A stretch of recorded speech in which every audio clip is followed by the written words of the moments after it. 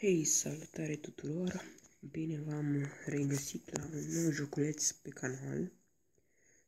Acest joculeț este unul foarte simpatic. Se numește Commute Heavy Traffic.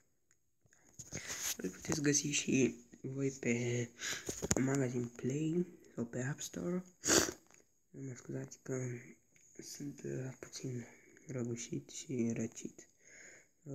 Aici voi puteți alege mașina. Aceasta este mașina de început, cea default. Apoi este această mașinuță care este un van. Apoi altă mașinuță care costă bani și aș putea să iau, dar nu vreau. Avem mașina asta, autobuze și multe alte mașinuțe. Dar cea mai tare îmi place, să vedeți, acest tank. Ziceți voi dacă nu este super. Dar pentru a-l câștiga trebuie să completezi 5 daily quest-uri. După cum vedeți că scrie și jos. Dar noi vom juca cu mașinuța aceea Venu. Asta adică. Și ce trebuie să faci? Trebuie să apeși pe ecran și după cum vedeți aici avem frâna Brakes.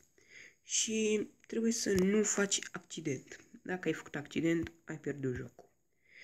Ideea jocului este una chiar simpatică, dar ar putea fi și mai mult îmbunătățită.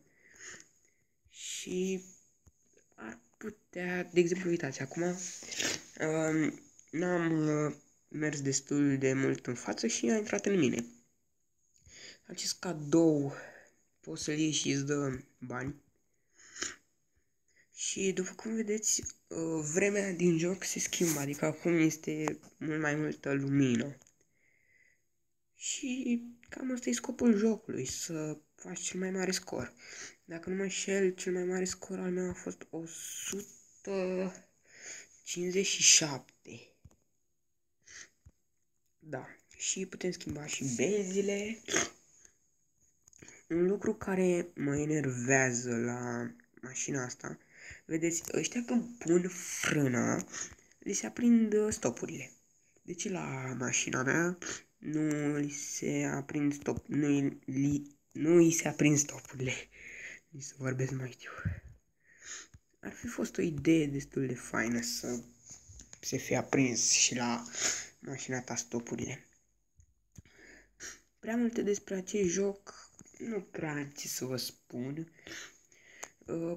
V-am mai zis, îmi place ideea lui și dacă vreți să mai facem și alte joculețe, nu uitați de butonul de like și subscribe la canal, dacă vreți să fiți la curent cu toate postările noi. Vreau să le mulțumesc celor 6 abonați, pentru că sunteți abonați. Da, și voi mai juca și Headball cu Ștefan și am văzut și eu videoclipul și am văzut că se auzea foarte încet Ștefan, dar nu îmi dau seama de ce. Probabil îl dădusem eu prea încet sau avea el o problemă la microfon, pentru că eu mă auzeam perfect, adică nu știu. Am vorbit cu el și în filmarea lui vocile noastre se auzeau foarte ciudat. Și de asta el nu l-a mai postat. Da. Și în legătură cu Minecraft-ul, nu știu când vom începe seria, dar cât de curând. Ei bine, cam atât a fost acest joculeț. Sper că v-a plăcut. Vă voi prezenta și alte joculețe. Iar până data viitoare, salutare!